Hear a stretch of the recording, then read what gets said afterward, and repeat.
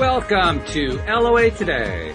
I'm Walt Thiessen here with life coach Cindy Chavez. This is your daily dose of happy. We're so happy you decided to join us today, and we were chatting about all kinds of stuff going on, current events and going on in personal lives and so forth. And as we conclude all of that, I shared a story with you, Cindy. And as I finished the story, I thought to myself, there's a lot of crazy stuff that goes on in the world, but then we have these opportunities to do this show. And I connect with you and my other co-hosts.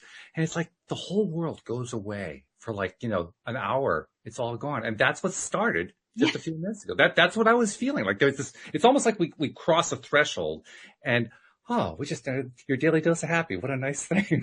Right? It's kind of so that's what I was feeling. It's like meditation. Yeah. Yeah. It kind of is. In the way that, and I have to say, one of the things I thought of, I don't generally do New Year's resolutions. Happy New Year. Happy New Year, everybody. In the same way as some people, but I started thinking about that I used to have a really strong meditation practice. And it's not as strong as it was then. It's different than it was then. And I thought, I'd kind of like to get back to having a more regimented kind of like meditation practice. But one of the things I remember from having that, it was actually during a time of my life that was sort of hectic. And my life is not hectic now. Like the world is hectic, right? Yeah. But my life is not really hectic. But when it was, I remember I used to meditate right before dinner. So like from 4 o'clock to 5 o'clock, I would go meditate. And my kids knew it. They were here at home. They were like in high school at the time, college age high school. And they would, they knew like, okay, mom is meditating. And I would go in the other room and meditate. And, regardless of how hectic things were, that hour, it was just peaceful, and all those things that I would have had on my mind, I just put them aside for that hour. So it reminds me of that, right? It's like things are still going on. There's actually chaos going on right now as we're filming this. And this is true. Right? And it's like, but for this hour, at least take a deep breath and and remember that there are things to be happy about in the world. Oh, yes, very much so. And in our individual lives, Yes, I agree. In fact, I've been doing research. I've been telling listeners for the last few days about how I'm trying to put this talk together that I'm going to plan to give to college students, hopefully over and over and over again. And in the process of doing that, I've been continuing to do research into stuff I've already looked into before and looking for new material to add into what I'm trying to put together and so forth. One of the things I stumbled upon just in the last few days was some research about the different ways that extroverts and introverts deal with situations leading to happiness or to depression, to the high vibe, low vibe. And what was really interesting was I found a source that said extroverts it's much easier for an extrovert through their brain, through the way they process stuff through the brain, to start with a thought, say, or an experience or an interaction with somebody and have it, they can actually trace it through the brain and it ties in directly to their senses very quickly. Whereas somebody who has more of an introverted tendency, it tends to go through the rational faculties first. So it's a longer path that actually gets traversed by whatever the stimulus is to get to the senses. It goes through the forebrain or through, there's a variety of different paths it can go through, but it doesn't go directly. And the hypothesis that they were putting along with it is that's why extroverts are able to tap into visualizing and making the visualization real much more quickly, or tapping into being able to raise their vibration quicker, or something along that line. Whereas the introvert has to go through the more slow process. And along with that research was the observation that the introvert is the one who is more easily overstimulated by events. So the introvert is the one who, in our terms, would want to go meditate more often. And I realized what they were basically saying is, meditation is more of an introverted kind of function that everybody does because we all have both extrovert and introvert in us. Right. Whereas, doing I'll pick an example, going to an Amway rally and getting all excited, that's more of an extroverted function. you know?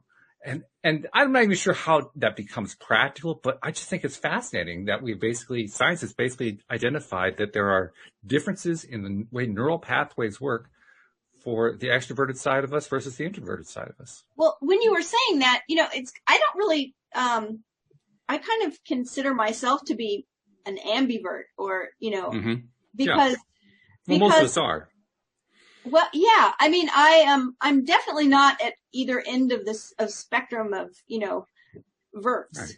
because Verts.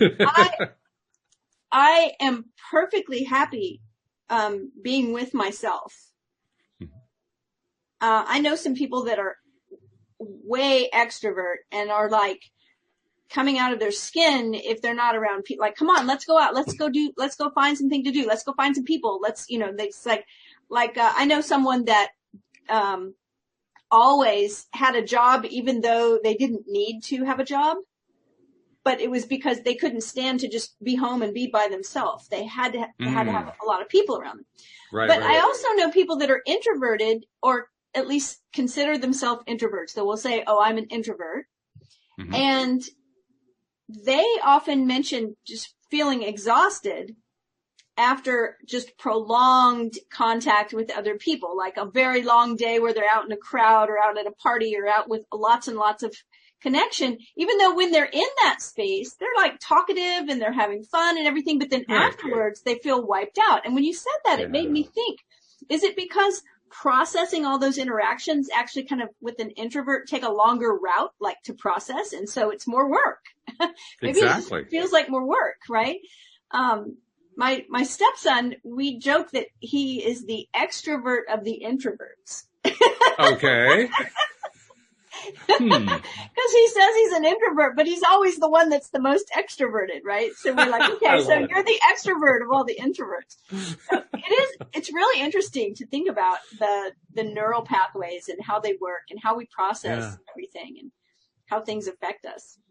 I was actually taking it into account as I was trying to design. For my talk, I'm trying to design a number of different processes, not necessarily design. In many cases, I'll just be stealing outright from, Abraham Hicks or whatever, but taking processes and, basically reshaping them in a way that I can present to my audience and have them try them out right there, just while we're in the middle of the talk. That's part of the goal, is to kind of immerse them in it right away. And that's what got me into this whole introversion extroversion thing, because I realized different people respond to different processes differently, and I wanted to know how and why. And one of the things that I picked up from that research I was telling you about is an extrovert is much more likely to be excited about getting a crowd together and going to the amusement park, whereas the introvert is going to be much more excited about doing a crossword puzzle, because it's a lower vibe activity.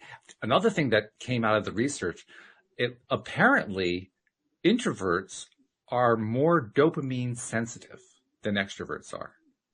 So it doesn't take as much for dopamine to affect an introvert, and they can actually, this is probably too strong a word, but they can kind of overdose on dopamine, meaning that if they get too much of it, they can actually, an introvert can actually start to get into that state of being sensory overwhelmed, like we were talking about. Yeah.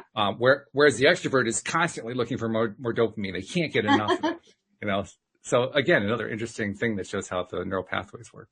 It is interesting. Brain science is fantastic. I love it because, a lot of times when I'm working with clients, I will explain to them a little bit about, I only know a little bit, right? I'm not a brain scientist, but I do like reading about it and explaining how we develop patterns, and kind of like we've talked about before, if you drive to the same place every day, you get to where, you can you're on autopilot, like hopefully not too much on autopilot, but it's like you don't have to really, you're not in the same space as if you're in a city that's unknown to you and you're paying really close attention to the map and where you are and all of that. This is like, oh, I drive home. And some people will make the comment that, wow, like I don't even remember part of my drive home. Well, right. Just stuff, right? But it's those neural pathways. But the interesting thing is that if we have something going on that we don't want happening in our life, a habit, a pattern, that it can be, those neural connections can be unconnected. We can disconnect them consciously by doing another thing. And, Yes. muscle memory and all these different things play into it. So sometimes it takes a little bit of work, but we can do it.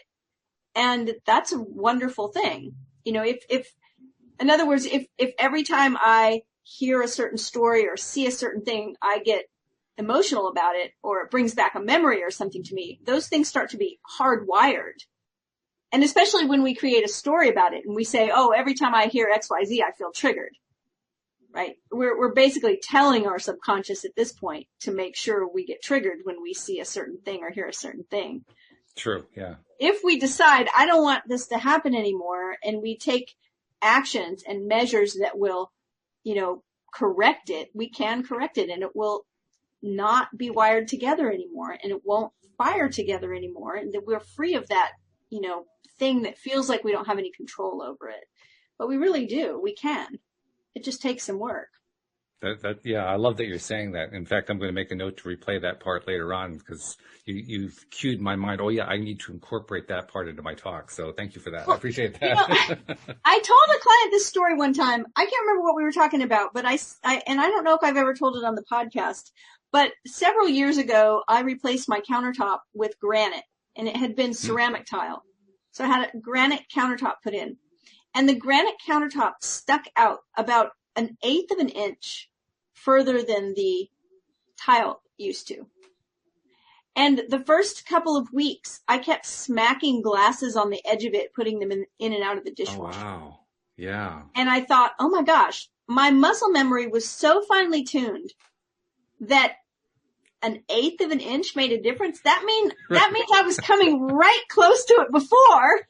But I makes you wonder why you didn't break more glasses before that. Right? Well, because my muscle memory was so finely tuned that I wasn't hitting it. And when it was sticking out just that tiny bit, I kept bumping on it. And so what did I do? Well, first few times it shocked me. I don't think I ever broke anything, but I was afraid it was going to break something, right? And the first few times, like, oh my gosh, and then what? Well, then I started being very careful about how I put the glasses in there. I went a little bit slower. I paid closer attention because I didn't want to break a glass. And then as time went on, now I can empty the dishwasher and load the dishwasher just as fast as I ever did it. And I'm not hitting anything because I adjusted. So that's how we make those adjustments. Right. First we become aware of it, and then we have to slow down and be a little more careful until we've built the new habit.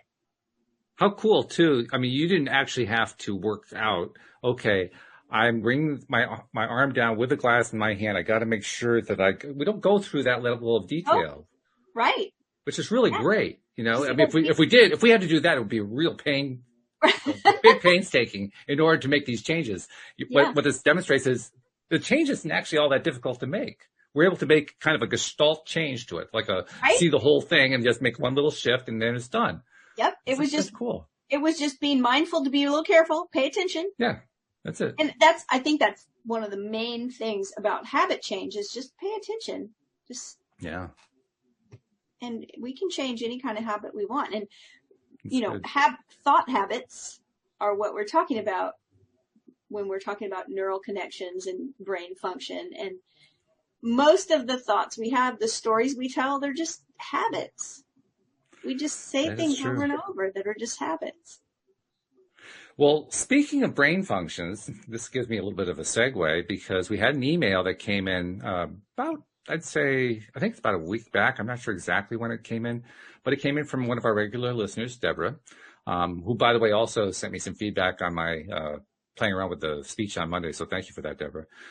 But she sent this email a few days before that. This is I believe it was in response to one of the episodes I did on Friday with Linda Armstrong.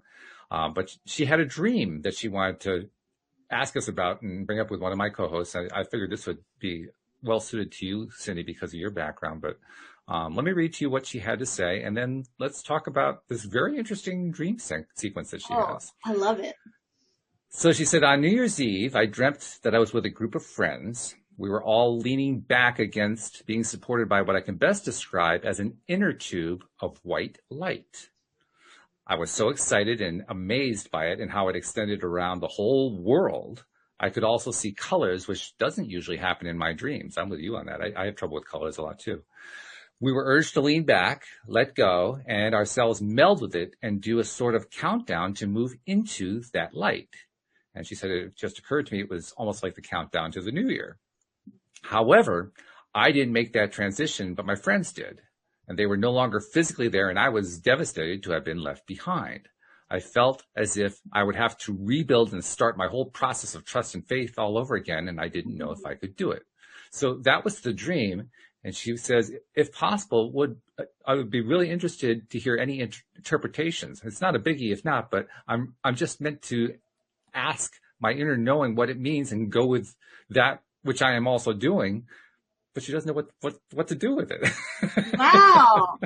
Well, that's a really interesting dream. And I'll tell you, one of the things I studied, I won't call it dream interpretation, maybe more like dream analysis, but for a long time. And then when I went to coaching school, we had a little segment on coaching around dreams.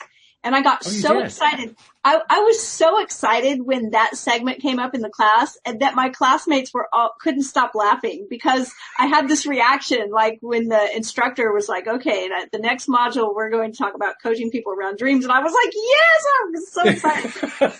I love it. Because I had written what was interesting is I had written in a journal maybe 10 years before. I had kept a dream journal for 7 years, every day. And when I first started keeping it, I didn't recall my dreams. I just usually didn't remember my dreams. I know that's really common for people to say, oh, I don't dream, or I don't remember my dreams. So I would still get out my journal in the morning, and I would still write in it. And I would write, how well I slept, that I didn't remember a dream, or that I remembered a little fragment of the dream. And I think what ended up happening is just I trained, here we go again with brain science and with training our brain and creating a habit. I trained my brain to realize, well, I guess I'm supposed to be remembering these things, because about 6 months in, I was remembering so many dreams every morning in vivid detail that I finally would just have to pick one or two to write down, because it would take me hours if I was going to write them all. I just really vivid dreams.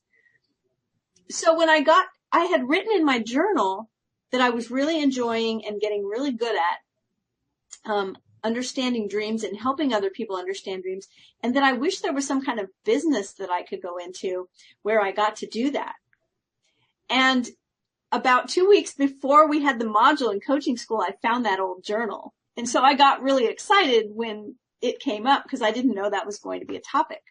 Sure. So here is the best way that I know how to analyze a dream. And that is not to run to the Googles or to go buy a book on dream symbols, to look up, what does it mean that I dreamed about a certain thing?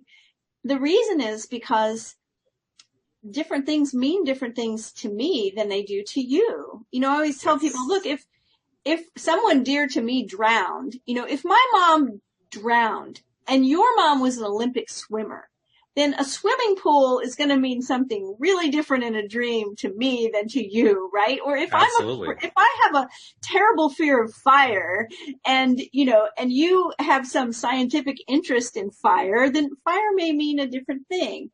So I think it's important to go through your dream. One of the ways that we do this is we can go through the dream and pull out the nouns. Okay. So they're just things, and also pull out the emotions, like circle them, like write your dream down, pull out the nouns. So it may be white light was there, an inner tube, you're leaning into something, you were there with friends, that's another thing. And you go through and you ask or answer the question as if some alien was, that had no idea what anything was or what anything meant, was asking you, right? So a lot of people have a dream about going back to school. That's a really common. I've had that one. Right? A lot of people have a car in their dream. Like, I think my husband dreams about driving a car, like half of his dreams have something to do with driving a car. So we would ask somebody, well, what is a car? And, one person might say, well, a car is something that gets you from place to place. Another person might say, oh, a car's a total hassle. Nobody needs a car, right? Oh, it's a money trap. It's a black hole for money because they have a car they keep having to fix, right? Or, oh, cars are dangerous, right? I mean, people are going to have all different kinds of answers. So that's It why. could be a dream car. Like somebody who collects Mustangs is going to have an entirely different feeling about a car. Right. So it's important that you kind of ask yourself, what does that thing mean to you? And that there was an emotion there that your friends made some kind of transition melding with this light, but you didn't, and you felt disappointed. The other thing you can ask yourself is, if the feeling that you had and the situation that you had, if it reminds you of anything, if it reminds you of some situation that you're having in your waking life, is there some situation where you felt like you missed out, or that your friends, were doing something and you didn't get to do it? Disappointed. There was the part where you said you felt disappointed that you were going to have to start your journey all over again. Right. And I know that sometimes it helps to remember that whenever we're in that place where we feel like we've come full circle and we're back where we started, that we're not really back where we started. We're a level higher. So it's a spiral and not just a Good circle. Point. Right? Because we've had all these experiences in the meantime that have brought us to a level where we know more, and we have more wisdom because we know more and we've experienced more. So even if we feel like we're back, back to square one, it's really, we're always leveling up, so to speak, even though we come around to that same thing. So I think it's a really interesting dream, and especially that you have New Year's. That's like a new thing. And, we've all been talking about the grand conjunction, or the great conjunction between Saturn and Jupiter that happened, right there at the 21st of December. So right towards the end of the year, bringing us into, that age of Aquarius that we've been singing about since the 70s or 60s. So, I think that there's definitely, that's a dream I would definitely dissect, I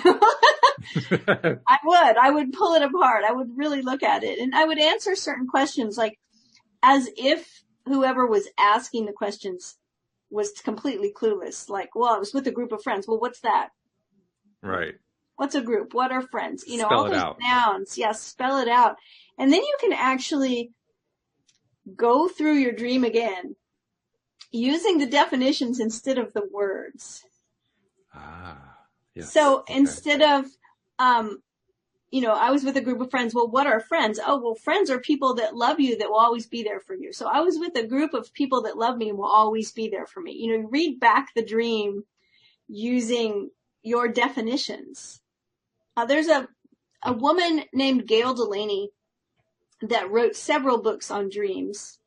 And I find that her dream interpretation, method, which is what I'm talking about here, is really one of the best. I have unlocked some really significant dreams for myself and for clients, using those methods. So I love that. I mean, seriously, well, first of all, when you started to say everybody has their own meanings that they attach to symbols, I was saying, yes. I've been thinking that for so long, and I get frustrated whenever I read or hear somebody saying, well, go look it up online. That's just looking at somebody else's interpretation. What's your interpretation? So when I heard that part, I really like that. If you get good at this, anybody can get good at it. I just mean, just do it. Just start keeping track of your dreams and start spending a little time.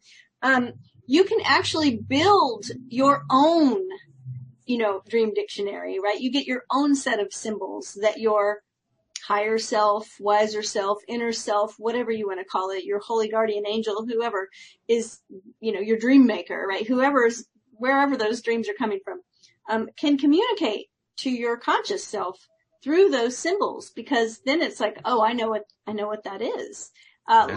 Some really common ones that are sort of, common to most people. Like I said, cars. Cars are a vehicle that moves us, and it's kind of like our journey through life sometimes, right? Or houses, just things that are big symbols that are often the same for a lot of people. They're not always the same, but sometimes they are. So things like that. That back to school dream, whenever I have that dream, I used to have that dream all the time, and I would be frustrated by, it's like, what does it mean? But finally I realized that it always happens for me when I'm literally in some way going back to school. Well, I guess it's not literally, it's metaphorically, right? Going back to school, figuratively, like something's going on and I'm going to be learning something. Mm-hmm. And Mm-hmm. in some way, and maybe conscious, like, oh, I'm going to take this class, but most of the time it's not. It's that something's going on in my life that's an opportunity for me to learn something new. And so I get excited because I'm a lifelong learner. I get excited now when I have one of those back to school dreams. It's like, but it might mean something different for someone else, right? Because I like that explanation. I love going to school. Well, I was just going to say, I like that explanation because usually my back to school dreams are some sort of dread attached to it. So if I can turn the dream around to make it like that, it'll feel a whole lot better. Well, so many people have those dreams, like and me too. It's like they're going back to school. They're all of a sudden at school. I'm at school. What am I doing here at school? I don't know my locker combination. I don't know where I'm supposed to be. I don't know what class I'm supposed to go to. Wait, didn't I graduate already? Like all these questions in my head. What the hell am I doing here? Like it never makes any sense. And I had a client one time that told me that she had a back to school type dream, and she was going from classroom to classroom, and that on each door there was a list of the students, and that she had read the list on each door and her name wasn't anywhere. Oh, yeah. And that there was, a proctor or somebody in the hallway that she said, can you help me? Like my name isn't on any of these doors. And the person said to her, well, that's because you've already learned these lessons and you don't need to be here. Ooh, cool dream. Right? Whoa. And she actually told me the dream because something was happening in her life that was a pattern that had happened. And it's kind of like I talked about earlier, right? That spiral, like something had happened. And she's like, why does this keep happening to me? Why does this keep happening? I've already gone through this. And I said, well, sometimes we have these back to school dreams and we really don't need to be there. Like maybe you just need to recognize that you've already done this and that you already have the wisdom that you could learn here and that you've graduated. And like she actually decided to give herself a graduation ceremony. Cool. That's what we devised in the coaching session, is that she was going to celebrate that she had graduated. And what was cool was that some really cool stuff happened for her, like literally that weekend, after she had planned this, celebration for herself. And that's why I learned about that particular dream. And so that's really something. Yeah, I think we can decide that, right? Sometimes when we've learned a lesson and yet we've got a pattern going in our life from stories we tell, from the way we do, and we finally recognize like, I don't want to do this again. That's actually a really good place to be because we can make that decision. Yeah, I don't need to do this again. I have learned this lesson. I've been through this already. I'm going to make a different choice. I also loved how you were talking about the more that you engage in your own dream interpretation, you start picking up bits and pieces. It reminded me very much of what we used to do when we were dissecting the Neville Goddard books. We would put together the Neville decoder ring, as we called it, piecing together, this is what this word meant to Neville, and this is what that word meant to Neville, and so forth. We basically, you're putting together your Cindy decoder ring is what you're doing, or I'm putting together my Walt decoder ring. Right. Exactly. Yeah. That's exactly it. And, you can actually use other systems, if you want to build languages for your dream life. Like I'm a card reader. So the Lenormand deck is probably my favorite deck. It's not a tarot deck. It's a different kind of oracle deck, that's been around for a century, but, the cards have different things that mean a certain thing. So right? So a bear, the card that has a bear on it has to do with power, and the card with a key has to do with the solution to something. And, they're very, very, common kind of symbols, but I realize that sometimes I'll dream about those symbols. And so it's part of my language now. It's like, I know what that means. In the same way, a tree has to do with health, or a family tree, a legacy, longevity, something that's going to be around for a long time, growth, right? Real obvious meanings. But so sometimes when those things are in a dream, I read them that way. It's like, oh, I know what that means. So you can actually cultivate a dream language if you want to. Yeah, it's not something I've ever really thought about doing in any serious way. This is the first time I've ever heard anything that made me think, well, I might even consider it. I'm not ready to do it just yet, but I can at least I can see how that would be interesting. Well, some cultures actually believe that our dream life is the real world and that our waking life, right? So, I always found that to be interesting. I find that to be too confusing. I just can't handle that one. So I think I remember Neville Goddard talking about lucid dreaming. Yes. And I was listening to Joe Dispenza the other day, also talking about lucid dreaming. And I know we've talked about that before. I've only had that experience a handful of times, and not for a very long time. And I had to really work to get there. I really had to focus and concentrate and make the intention every night that I was going to have a lucid dream, and and it really was sort of a lot of work. So I didn't keep it up. But it is interesting that when you have a lucid dream, the only way I can explain it is to say everything feels more real than the real world. The colors are brighter, tastes, smells, anything that would be in your dream, it's much, much more high sensation, I guess is the way to say it. It's more high sensation than just regular life. And so if you're doing it a lot, it kind of gets, it can be kind of, I don't know, it kind of threw me off balance a couple of times, because I thought, wow, when you wake up in the morning and the dream you just had is way more real than the word that comes to my mind when you're describing that sounds like the word trippy. That's what that sounds like. Yeah, I think that really does. Applicable. Yeah. Yeah. But when I would read about some other, like Aboriginal cultures that believe that that's the real world, and this is just right, I thought, well, I can understand it. I can understand how someone would feel that way when the dream world feels so much more real. Yeah. It's really interesting. The first time I had a lucid dream, in the dream I was talking to my son, and we were standing in our kitchen, and that granite countertop I talked about, my kitchen has black and white floors and black granite countertops and white cupboards in real life. Okay. Okay. So it's, my house is almost 100 years old. So I kind of went with a period everything. And in my dream, I'm standing in the kitchen and I'm talking to my son, and I look over, and this is a dream that felt very, very real. Yeah. I look over and I realize, the granite countertops were white, not black. And I said to myself, oh, wait a minute. This is a dream. I'm in a dream. Like, I recognized it. And that's when I became lucid, because I recognized, oh, wow, right. I'm in a dream. And I said to my son, hey, Yoni, watch this. And I jumped. And I jumped high enough to put my hands on the ceiling. Ah! And I'm 5 feet tall, so. It's so funny. Oh, I was like, I had this realization. It's like, I'm in a dream. I can do anything I want. I can fly. I can touch the ceiling, right? I can do all these things. So in a lucid dream, one of the things they say for you to do if you want to lucid dream is to start doing reality checks in your real life. So one of the most common ones is to just look at a clock and then look at it again.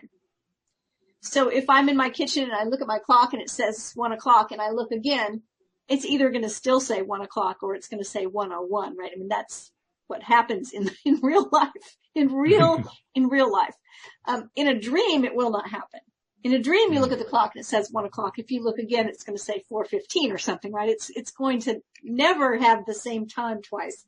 And so when you do that in a dream, if you do it all the time in waking life, chances are you're going to also start doing it in a dream. And when you do it in a dream and the clock changes, that's your clue to say, oh, wait, this is a dream.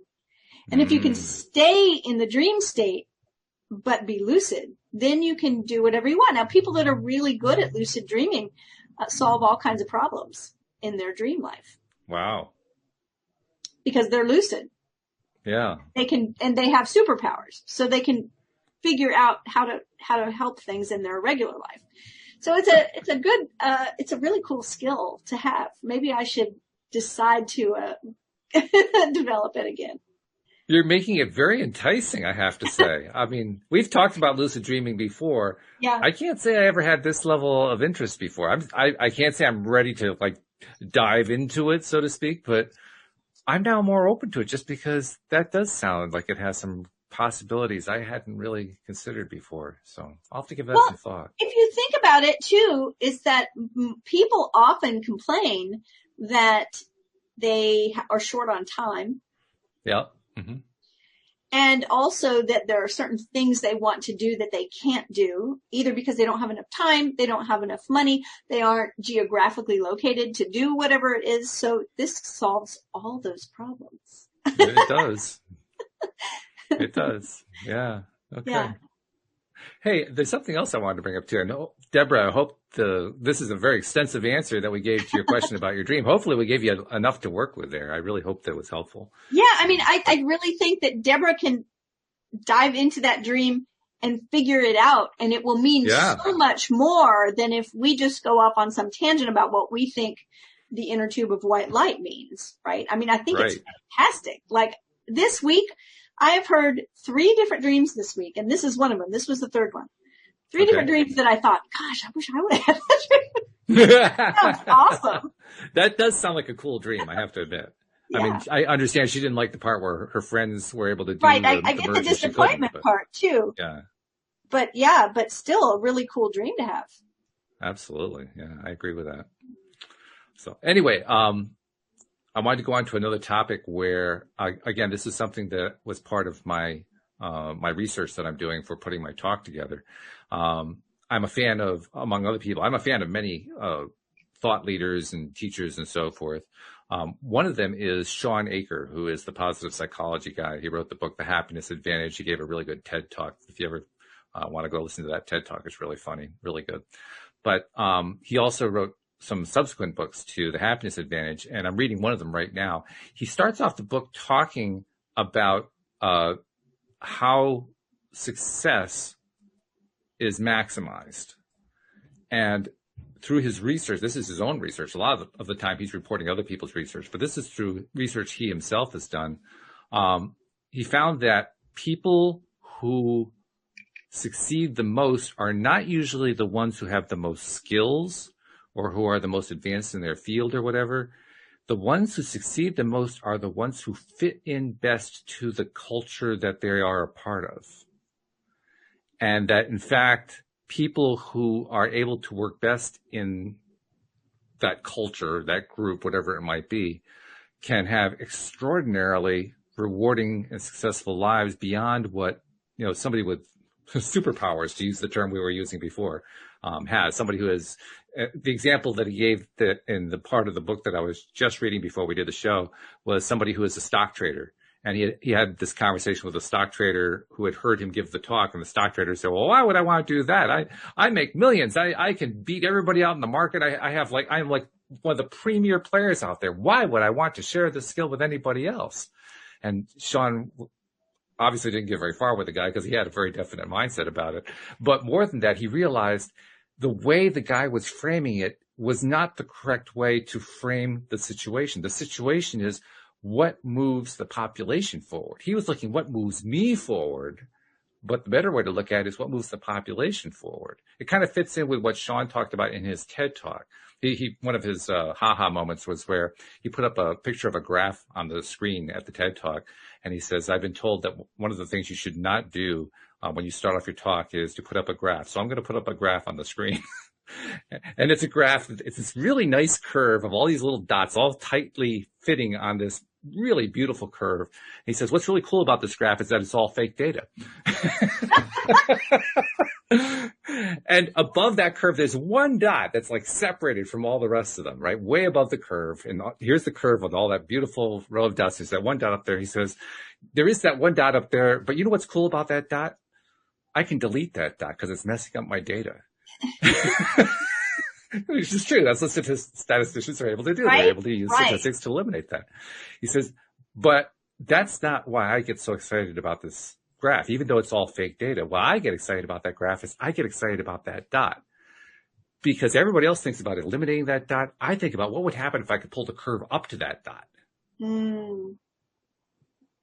And so I'm reading the second part, this follow-up book where he's talking about the power of the group being able to work together, not necessarily even as a group, just by having just certain connectivity with each other, kind of similar to the way, rhesus monkeys across opposite ends of the earth can communicate with each other. But that cooperative element playing a role in helping each of the members of the group become more successful. So I just wanted to bring that up for a topic and see what you think about it. Have you given thought to it?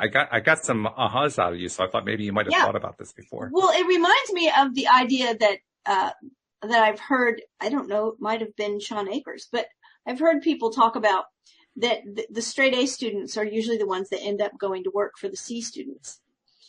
Yes. Right. So it's kind of like that idea that we have in our collective, brain that we have to do everything perfectly and excellent and strive to be the very, very best. Why? So that, because that's going to be the thing that, gives us success. And I am all for, like, I tell clients this all the time, is that I really believe that success lies in your willingness for two things.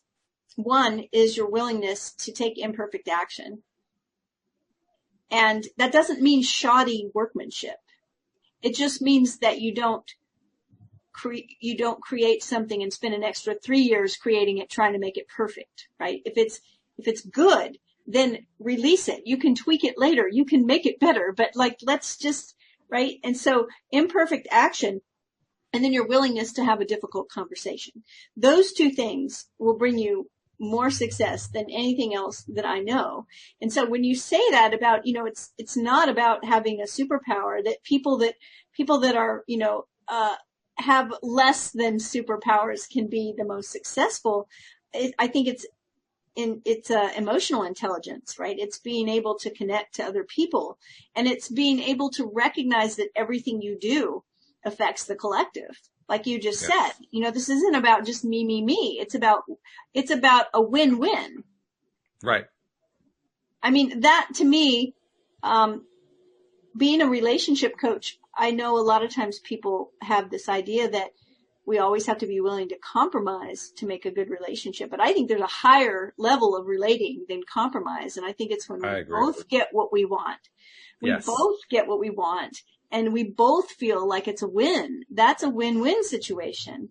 If one person doesn't really feel like it's a win, then it's not a win for anybody. So I think that is part of what you're talking about. Not all of it, though, definitely. That gets me excited because there's a lot of things in the world that I'd like to see different. Well, it also gives me some validation, to be honest, because one of the things I've long hoped for this show that you and others help me to do each week is that it would help the swath of listeners who have tuned into it, which I love, by the way. I love thinking about that group of listeners because it keeps growing on its own. It's gotten quite a bit larger than I thought it would. And it keeps growing to the point where now I want to grow really, really big. I get excited about it in that way. But I also think to myself, is it true that what we're doing here on the show, what we talk about really is helping all that audience of listeners? And I know that it does. I mean, I get the feedback. We all have gotten the email feedback and so forth from people talking about how much they've enjoyed it and how much it's really helped them and keep their vibrations up and so forth, which is wonderful. But what this segment from Sean's follow-up book taught me is that we are also helping everybody in the group in ways that go beyond just following what we're talking about here on the show. We are contributing energetically to each other. Right. And I've hoped that was true. I didn't know how to measure that. I didn't know how to detect it. But this is like the first clue that I've gotten that, yes, it really is happening that way. There is that sort of subconscious energetic flow that is going on that is contributing to the success of everybody who's listening to the show. And I love that concept. I love that a lot. Well, you hear concepts like this a lot when you listen to people that are working for any kind of social justice, right? It's like, we're not free until we're all free. And that's the thing that I think about, especially for this community, like the law of attraction community, people that consider themselves conscious creators or magical communities, is that we say that we're all one. Like we say it all the time, right? That we're all one. Well, then if that's really what we think, then we have to recognize that everything we do affects everything else, affects everyone else. We're all connected. And so, we can actually look at that in a way that works to everyone's advantage. Like it's an exciting thing to recognize that. It is. It's exciting. And I mean, the way I always phrase it is I include both sides of the dichotomy. We are all one and we are all individuals. I put them both in the same sentence because to me, both are exciting. It would be kind of scary and uncomfortable for me if it was just we are all one without being individuals. If the individuality was suppressed, that would be really uncomfortable. And similarly, and this is where I've been before, if it was all about individuality and there was no connectedness, I already know for a fact that that's uncomfortable because I lived there for about 20 years. So I know what that one's like. Also, there's a really interesting TED Talk, by, Jill, I think her name is Jill Bolte Taylor. Okay. Could have that mixed around, but I think it's called A Stroke of Genius. And yes, I know what that is. Yeah. Yes. So she was a brain scientist, right, that had a stroke, and was, I think, if I recall correctly, like on a stationary bicycle or treadmill, like working out, and all of a sudden she started having a stroke, and she's a brain scientist. She knew what was happening, which is like mind blowing, right? Because most of us would be like, oh no, what's happening? But she was like, oh my gosh, I'm having a stroke. My sister-in-law told me the story, by the way. I got to interrupt for 1 second. She told me the story and she used the same word that you just did, mind blowing. And she said, by the way, it was literally her mind that was blowing. Just wanted to say that. True. I didn't even realize I used that word. But I remember her saying that like she tried to call someone and tell them what was happening. And that the words coming out were like, well, blah, blah, blah, like she couldn't understand the words that were coming out. And what was really, really interesting about her experience was that she had a moment, or longer than a moment, of recognizing that we're all one and that we're all connected, and that not just we're all connected as humans, but everything is connected, right? Everything. Yeah. Every single thing, inanimate things that we see as inanimate, all connected. And that is the right brain. The right brain doesn't see separation like the left brain does. The ego is always separate. It's me, me, me. And it wants certain things, but that transcends the ego. And I think, if I'm remembering right, that what happened was that it literally was that the stroke was in the left brain. So she was only using her right brain at that moment. I don't know. I don't want to get the story wrong. It's totally worth listening to it. It's, 15 minutes or 18 minutes. I think TED Talks at one time were 18 minutes. I think now they're all over the range, but, but I think she also has a book, but very, very interesting to think about that experience. And it changed her life, not just, physically because she had a stroke, but emotionally and mentally. Her viewpoints were very different afterwards because of what she experienced. Yeah, it was a big deal. It made a big impact on her life, and it made a big impact on her career because, like you said, she was a brain scientist. She was a neuroscientist. And so she already knew how this stuff worked, but now she was getting the opportunity to study it from inside. And that's Wow. part of the Yeah. way she presented it in her book. She did write a book, by the way. That's how I knew about it, because Ioana was telling me about the book. And that's literally what the book was. This is her diary, so to speak, of what it's like to watch a stroke and be a part of a stroke from the inside the head of the person who's experiencing it. And what she gained out of it, the information that she gained, in many ways moved the field of neuroscience and brain science way ahead of where it was, just because of the insights that she got. And it really, once she actually survived and, went through all the therapy and got Right. past the stroke aspect, it sent her career into overdrive, because now all of a sudden she was an in-demand speaker presenting this information to brain scientists all over the world. It's like, It was like this major shift. yeah, bigger than any lab experiment you could ever have. Right? Yeah, Because exactly. she experienced it with the wealth of knowledge she already had about it. So it's just Exactly. amazing. Yeah, amazing. Yeah.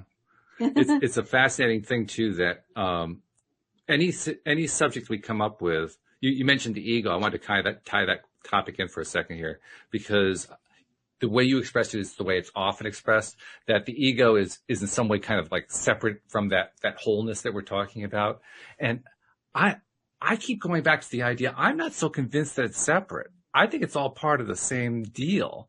We treat it as separate in the way we talk about it, but we also tend to treat it as if we're a negative a lot of the time. And it's really not. It has a lot of positive associated with it. Yeah, too. I don't. I think we need our ego just like we need every other We part do. of us. But the ego is the thing that allows us to see ourselves as individual, which Yes. is also important. I don't usually go down that road of kill the ego. I think that recognizing it is enough. Yeah. Right? Same with like patterns that we want to change. It's like most of the time when we recognize that it's a pattern, that starts to break the pattern as soon as we recognize it. So I think we need that individuality, but we also need to recognize that we are part of a whole, right? We are connected. Where I was going to go with it is very much along the line of what you just said. I was going to look at it this way, that the ego actually is a great benefit. It's a wonderful thing to have, because among other things, ego gives us our perspective. Without the ego, our perspective would be dramatically different from what we experience. It gives us the ability to fixate on a perspective. I get the impression that when you're in pure source, there's not a whole lot of fixating going on, because you're so fluid. Everything everything I've ever heard in source is all fluid energy, right? But when you're in a human form, you have one point of view that doesn't move around a lot. It tends to stay in that one place, and we can shift it both through physical movement and through literally just changing the way we're thinking about stuff. Mm-hmm. But nevertheless, it remains relatively focused. Well, that's of great benefit. I mean, what is it that Esther Hicks and Abraham Hicks tells us, or David in the Stream of David, or whatever? All these channelers are telling us that we are here in this human experience dealing with all the contrasts and so forth, because this is where we do our greatest growth. Well, what's a key element to that growth? It's that fixed point of view. That viewpoint is what leads us to go into the contrast. It's what leads us to, dip our toe into that stuff that we don't like so much, so we can identify what it is we do like so much, and so on. All that stuff. That's where it comes from. It comes from that perspective. So the ego actually plays an essential role, a really, really important role that I think we should celebrate. And I think what happens is when we celebrate that, that's when we really begin to appreciate our connectedness to others. That's when it kind of bubbles up to the surface. Up until that point, I mean, what people can do, they can get into the, I guess we call it the narcissistic viewpoint, like, oh, I'm so beautiful and everybody's got to love me. I need all this love from everybody else and so forth, which really is not self-love at all. But when we get into a pure, what I would call a pure ego state, a state of pure self-love, pure self-acceptance in every way, in that state, the optimum stance that we have is the one that enables us to see and experience and feel and detect that connection that we have to others in a way that we really can't experience until we've built that ego into a strong ego. That's my view on it. That's really interesting, because once we have that connection, the ego is, you know, kind of not even relevant. Well, it's done its job, hasn't it? Yeah. It fades away. It's almost like the chrysalis, right? It's not necessary. Yeah. It's not needed anymore. Focal point, right? Yeah. Because we start to connect and we start to see things from other people's perspective. So that's interesting. I'm going to have to ponder this. I mean, one of the things we often talk about here on the show is different ways to, see silver linings and get different perspectives on, especially on stuff we don't like. And for the longest time, I've just felt this like internal rebellion whenever I hear how people discuss the ego. I'm thinking, no, this ego is a lot more important than we're giving it credit for. So this is where I've gotten with it. I agree with you on that. I like whenever someone talks about ego in a way that's like we need to just get rid of it, just kill it off. I'm always like, no, I don't think so. Right. Yeah, it just doesn't feel right. Yeah, that's funny. Yeah. Well, good. You're helping me a lot with my talk, so thank you. I appreciate that. Excellent. Very good. One thing I would be remiss in doing is failing to take a moment to remind people to use the LOA Today app to send in questions, because that's how we got Deborah's. It wasn't so much, it was a question, but it was also a request to help her with her dream analysis. But it can be on anything, and we've said this many, many times before. We love receiving these messages. So use the LOA Today app to send in your message. Maybe you have a question, maybe you have a relationship question for Cindy. I mean, this is like the queen of relationship counseling right here. So if you want to have a relationship question answered, I mean, this is the person to ask. And another thing is, if you want to remain anonymous and ask a question, just say so. Yeah.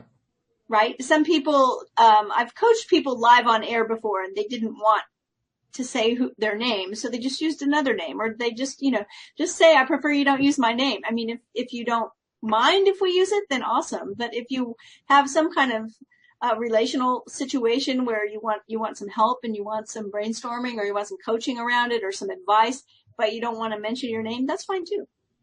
Yeah, I mean, the form has 3 fields. There's name, email, and the message area. And the name field has no check to see what you put into it. So if you put in Joe Blow, it'll say, okay, I'm fine with that. Just put it anonymous. Put in, don't say my name. Put whatever you want in there. It doesn't matter. But, yeah. The app is not going to say, I'm sorry, that is not a valid contribution. You have to give us your actual name. No, it doesn't do that. Yeah, but we love it. We love it when you send in questions, comments, all of that. Please do. Oh, yes. It's so much fun. It gives us a lot of good stuff to talk about, too. Look at the material we got out of Deborah's email. I mean, that was cool. That was really good. Also, I want to remind people that if you want to reach out to any of my co-hosts directly, like if you want to talk to Cindy about the services that she offers as a coach and a card reader and so forth, that's also available in the form. You can use that, basically the same form for the same purpose, and she actually gets a copy of the email that goes out. So just send it to her and she'll get in touch with you and make the contact. But take advantage either way. And also I should mention, Cindy also has a little gift that she gave us in the LOA Today app. It was her, I forget what the title is. Give me the title again. It's a lovely Magician's Guide to Soulmate Success. That's it. Yes. And it's a good one too. It's really good. So take advantage of that too. Yeah. A lot of good stuff in there.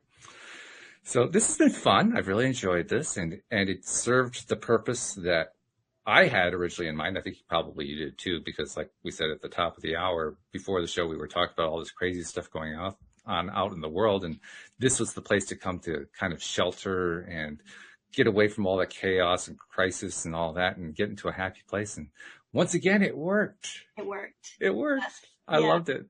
It worked for me anyway. I'm feeling much better. Oh, me too. It definitely worked. I suspect it's working for our listeners as well. So thank you very much. And by the way, I did see Nasha and Janine saying hello in the chat, but they were pretty quiet after that. So I think they were engaged in what we were talking about. But I just wanted to acknowledge you guys. Thank you. Hello to you. So thank you very much. And thank you also to our regular listeners as well. Without you, we wouldn't have a podcast. And we will see you all next time here on LOA Today. Goodbye, everybody. Bye, everyone.